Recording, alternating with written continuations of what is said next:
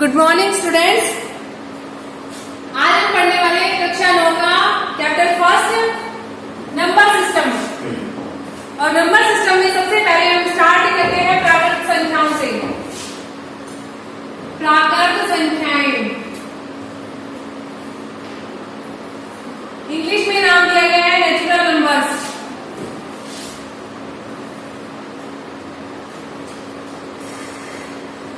तो प्राकृत संख्याएं कौन सी होती है? प्राकृत संख्याएं एक से स्टार्ट होती है और आगे बढ़ती जाती है। 1 2 3 4 5 एंड सो ऑन, इस तरह से ये बढ़ते हुए क्रम में लिखी जाएंगी। तो प्राकृत संख्याएं यानी काउंटिंग वाली संख्याएं जो एक से स्टार्ट होती है और आगे एक एक करके बढ़ती जाती हैं। तो अगर आपसे पूछा जाए सबसे छोटी प्राकृत संख्या 1, सबसे बड़ी प्राकृत संख्या अनंत पर आएगी जिसको हम डिफाइन नहीं कर पाते तो उसको अनंत बोल दिया जाता है। सेकंड आता है पूर्ण संख्याएं।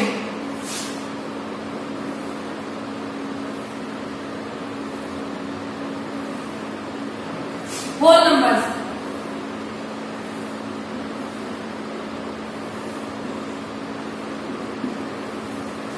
पूर्ण संख्याएं जब प्राकृत संख्याओं में जीरो को शामिल कर दिया जाता है तो हमें प्राप्त होता है पूर्ण संख्याएं।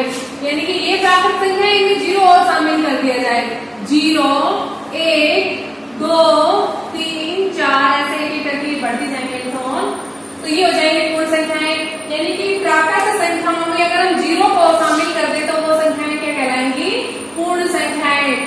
और ये वाली हमारे पास क्या है? प्राकृत संख्याएं, नेचुरल नंबर्स। और इसमें हमने क्या शामिल कर दिया? जीरो को शामिल कर दिया। तो ये हमारे पास क्या हो गई? पूर्ण संख्याएं होंगी। अगर आपसे पूछा जाए कि सबसे छोटी पूर्ण संख्या क्या होगी? 0। सबसे छोटी प्राकृत संख्या 1 और सबसे छोटी पूर्ण संख्या पूछी जाए तो 0। फिर नेक्स्ट आते हैं हम पूर्णांकों पे।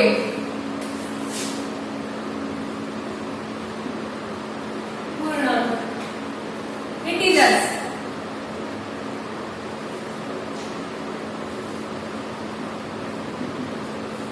पूर्णांक जब पूर्ण संख्याओं में ऋणात्मक संख्याएं और शामिल कर दी जाए तो हमारे पास प्राप्त होते हैं पूर्णांक या इंटीजर्स।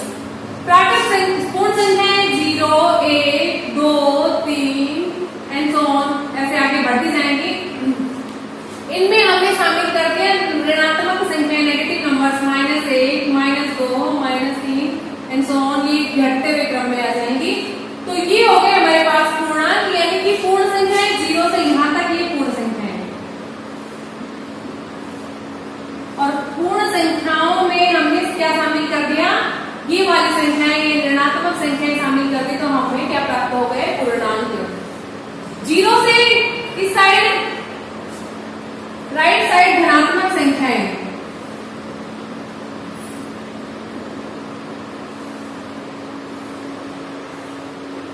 और 0 से लेफ्ट साइड देखे जाए तो ऋणात्मक संख्याएं।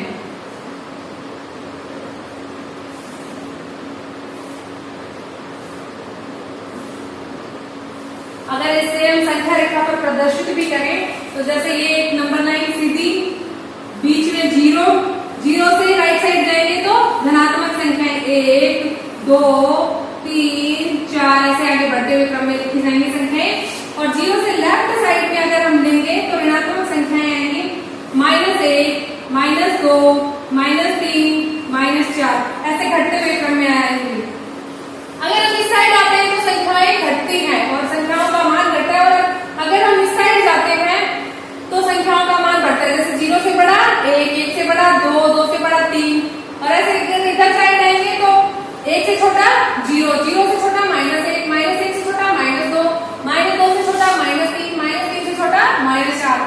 यानी कि अगर हम लेफ्ट साइड आते हैं तो संख्याओं के मान घटते जाते हैं और राइट साइड अगर जाते हैं तो संख्याओं के मान बढ़ते जाते हैं।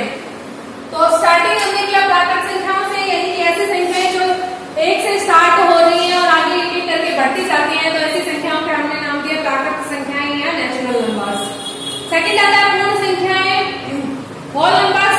अगर हम प्राकृत संख्याओं में 0 को शामिल कर दें तो हमारे पास आता है पूर्ण संख्याएं। तीसरे नंबर पे आता है पूर्ण अगर हम पूर्ण संख्याओं में ऋणात्मक संख्याएं और शामिल करते हैं तो हमारे पास क्या आता है, पूर्णांक आता है। जीरो से राइट साइड कौन सी हो जाएंगी, ये वाली संख्याएं धनात्मक संख्याएं, पॉजिटिव नंबर्स। और जीरो से लेफ्ट साइड देखें तो हम लेफ्ट साइड ऋणात्मक संख्याएं।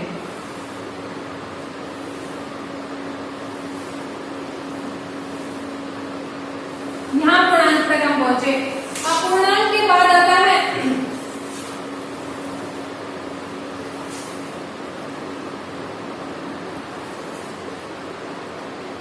पूर्णांकों के बाद आता है परिमेय संख्याएं। परिमेय संख्याएं, नेक्स्ट रेशनल नंबर्स।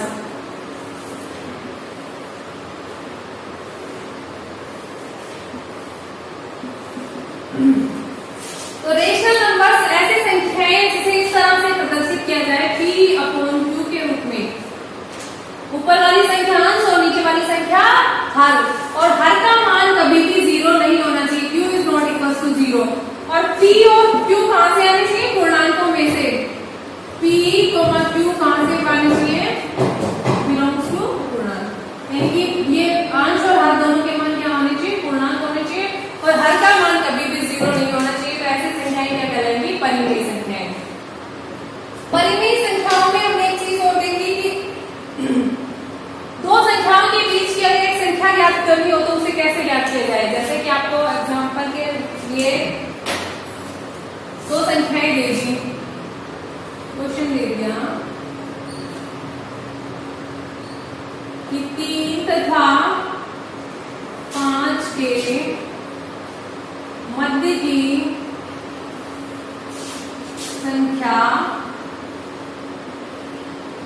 ज्ञात कीजिए। 3 और 5 के बीच वाली जो संख्या आएगी वो हमें ज्ञात करनी है। कैसे करेंगे, 3 + 5 बटे 2। 3 और 5 को जोड़ा कितना आया, 8 बटे 2। 8 में 2 का भाग देंगे, क्या आ गया हमारे पास 4। यानी कि 3 और 5 के बीच की संख्या क्या आ गई, 4 आ गई।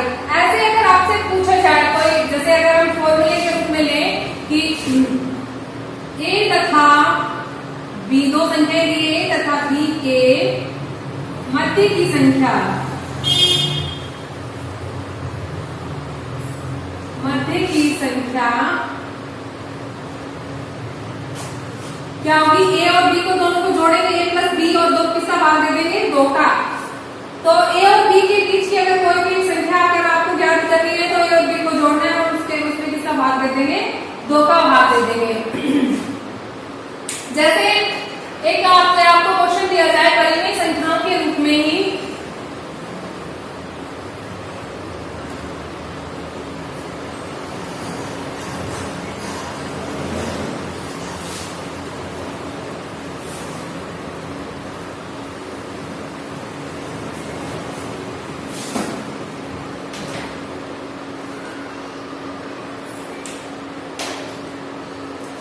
क्वेश्चन दिया गया आपको 1/4 तथा 1/2 के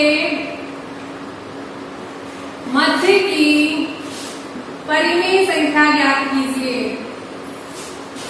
परिमेय संख्या ज्ञात कीजिए।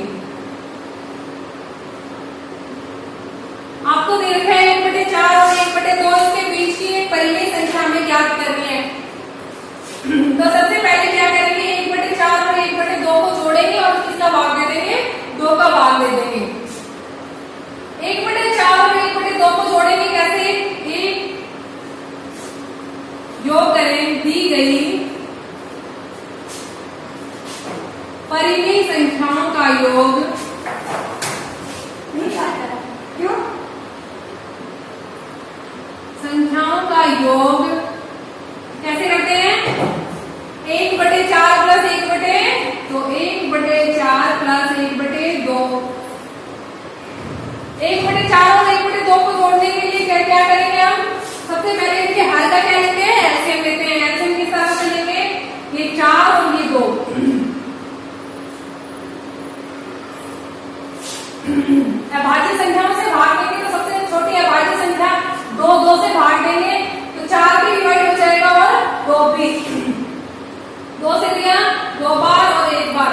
अब ये दो से डिवाइड होगा एक और एक, जब तक एक नहीं आता तब तक हम इसको डिवाइड करते जाते हैं और जो हमें भागफल प्राप्त होता है उसका मान इधर लिखते जाते हैं। एलसीएम क्या होता है, लघुत्तम समापवर्तक इन दोनों संख्याओं का गुणनफल, 2 गुणा 2 क्या आ गया, 4 आ गया। यानी कि इधर जब इन दोनों संख्याओं का योग करते हैं तो हर में क्या आ जाएगा, 4 आ जाएगा। जो एलसीएम आता है हर का वही आ जाता है। तो 4, इस 4 को जब हम 4 से डिवाइड करेंगे तो कितना आएगा, 1 आएगा। एक बार भाग जाएगा और उस 1 को हम अंश में गुणा कर देंगे, 1 गुणा 1 जोड़ रखेगा प्लस। फिर इस 4 को इस 2 से डिवाइड करेंगे तो कितनी बार डिवाइड होगा, 2 बार। और 2 को किससे गुणा कर देंगे, 1 से, 1 गुणा 2। 1 को 1 से गुणा किया कितना आया, 1।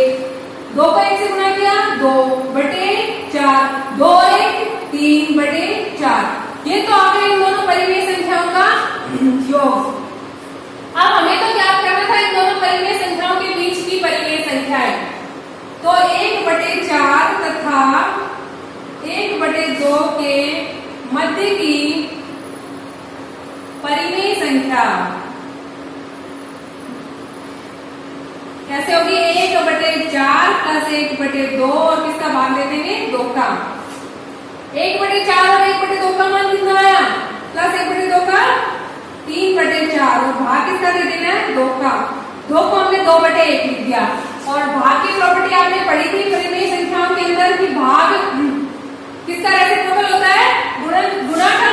तो 3 बटे 4 भाग किसमें चेंज हो जाएगा, गुणा में। अगली वाली संख्या का अंश हर और हर अंश, तो 2 बटे 1 क्या हो जाएगा, 1 बटे 2। अब गुणा तो करना आता ही है, अंश अंश से गुणा होगा, 3 गुणा 1। हर किससे गुणा होगा, हर से 4 गुणा 2। 3 एकम 3 4 दूनी 8। ये हमारा रिजल्ट आ गया कि 1 बटे 4 और 1 बटे 2 के बीच की अगर परिमेय संख्या का हमें याद करनी है तो सबसे पहले 1 बटे 4 और 1 बटे 2 को जोड़ेंगे, फिर उसमें 2 का भाग दे देंगे तो उनके बीच की परिमेय संख्या आ जाएगी। यहाँ हमें क्वेश्चन में 1 बटे 4 और 1 बटे 2 दे रखा था, आगे अगर कोई परिमेय संख्या दे रखी हो उनके बीच की परिमेय संख्या याद करनी हो तो सबसे पहले दोनों संख्याओं का योग करेंगे और किसका भाग दे देंगे, 2 का भाग दे देंगे।